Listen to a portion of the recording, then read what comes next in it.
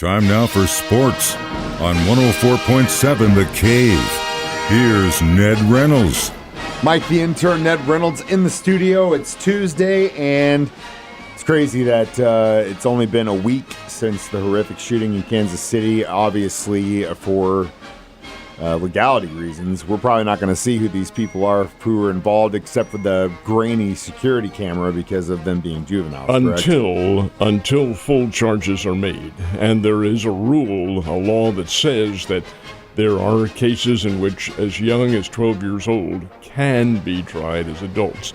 And I suspect that's going to be the case here. That's just a guess. I don't know. But as far as the identifying the juveniles is concerned, you can't do it.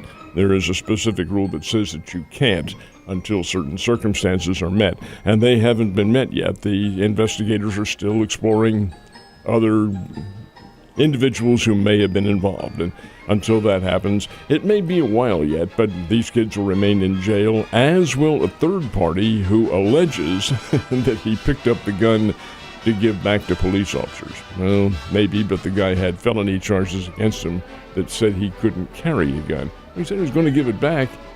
Yeah, but he didn't give it back. That's just it. Anyway, it's probably going to be a little while yet, but eventually these kids will be known. Their pictures will be made. That have to be. Yeah, they're grainy right now, but he got a pretty good idea of what the circumstances were. Yeah, it's still crazy that it's only been a week.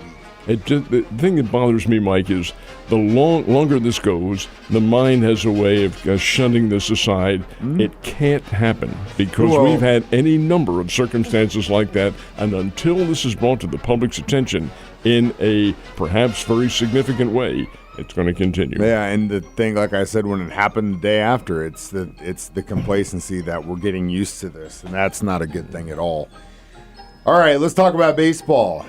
Spring training getting rolling, and a former baseball Bear is actually going down south. He is. He's going with the New York Mets. His name is Luke Voigt. He has been with that organization in the past. This is a minor league contract that Luke has signed, but it is with the understanding that he'll work out with the Mets major league team with the hopes of becoming the DH. Now, Luke, this is hard to believe, who was a big star with the Bears, home run hitter and all that, that's been 10 years ago. So he has developed into the middle-age status as far as athletes are concerned. However, he can still hit. He was the major league leader in home runs with 22 during the COVID year of 20 and 21 with the New York Yankees. Let him go. He was with the Angels for a while, with the Washington Nationals. He's well-traveled.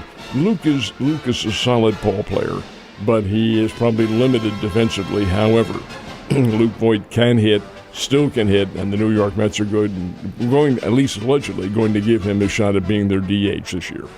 See what happens. Good luck to him. Speaking of his alma mater, they have got a big test today, don't they? They are in Tulsa, Oklahoma, and it should be a very nice afternoon down there for baseball. Bears are going to play Oral Roberts University. A guy asked me the other day, why don't they play Tulsa University? Well, the reason is that Tulsa doesn't have baseball, and they have not had baseball on their athletic curriculum for almost 35 to 40 years now, a long time, maybe even longer than that. But the fact is that Oral Roberts does. Oral Roberts was a College World Series, one of the Elite 8 teams last year, even won a game in the World Series over TCU. They have a fine team. They have opened the season, ORU, losing 2 out of 3 games. They lost to Evansville, which is a Missouri Valley Conference opponent of the Bears, and a pretty good one. Evansville has a good team. So we'll see what the Bears do in one game this afternoon. This Oral Roberts team, nobody to trifle with. They play up here later on in the year, and then the Bears go back down to Tulsa. 3 games this year with the ORU Titans. Actually, that's wrong. They're called the Golden Eagles now. How many people stuck around in Daytona for that race yesterday? There were a few less, but no, they had a pretty good house on hand. They all want to be, all the racing fans in the country want to be part of the Daytona 500, one of the traditional openings to the spring sports season in any category. Whatever it happens to be, when they run the Daytona 500, you know spring's here. They did get it done yesterday, dried out, and William Byron came away with the win. Now, William Byron won 6 races last year on the NASCAR circuit. He was far and away the individual leader, but he'd never won the 500 until yesterday.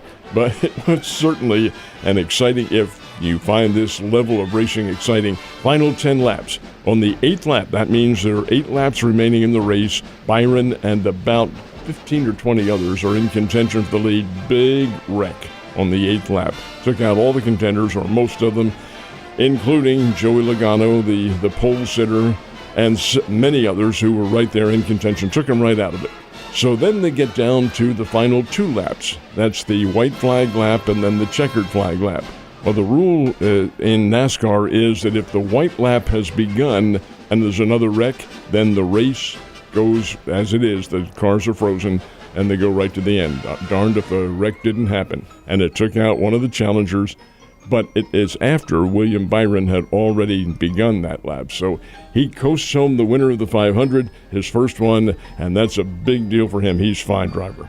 He is. A lot of fine drivers out there, and it's almost as if it's kind of crazy when wrecks happen in that fashion at that point in the race. But it is racing, and it does happen often. All right, let's talk about basketball. How many good games we got this week? We have a full scale of good games coming up. We're getting down the stretch now of the regular season, the tournament time, and this is also pertains to the high schools.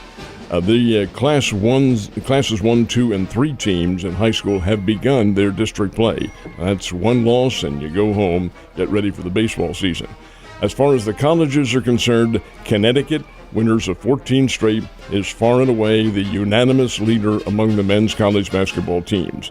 It is South Carolina, undefeated and unchallenged, and far and away the best of the women's teams. Then you get into circumstances where they play later on this week. Connecticut plays tonight, and they play a very good Creighton team, but Creighton from Omaha, former Valley team, probably not as good as UConn. South Carolina plays on Thursday night. They play Alabama.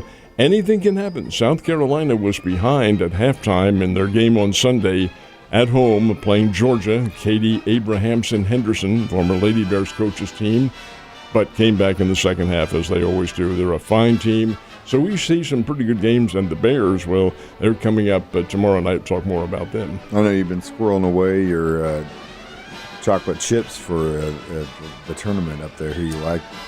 In the Valley tournament, you have to go with the Valley leaders, who are Indiana State and Drake. They are both very good teams, but this league is so well balanced. Indiana State's going on a losing streak. They've won 2 in a row, or I should say lost 2 in a row now, and showing signs of vulnerability. Anything can happen. One thing is certain, that the winner of that tournament goes to the big dance, the NCAA tournament. Big games coming up tonight, though. Yeah, we do. And that's what's right in the forefront. All right, Mizzou. You think they're gonna right the ship tonight? It'll be awfully difficult. Yeah, very difficult. Missouri is 0-12 in the Southeastern Conference. Hugely unexpected record. Their team is not that bad. They had Ole Miss beaten in Oxford, Mississippi on Saturday and let it get away. That's the trouble with the team. They simply have gone on scoring droughts, and that hurts them. Missouri has some good players. But they play tonight the number 5 team in America, the Tennessee Volunteers. Tennessee is 19-6 coming into this game, second place in the Southeastern Conference, coming in off wins over Vanderbilt and Arkansas. It'll be a tough night for Mizzou unless they play to their capabilities for 40 minutes. And if that happens, then Coach Gates might get his first win of the year in the conference. But it'll be difficult. Tennessee is very good. Absolutely. Good luck, Tigers. You're going to need it, Ned. You have a great day. I'll see you tomorrow.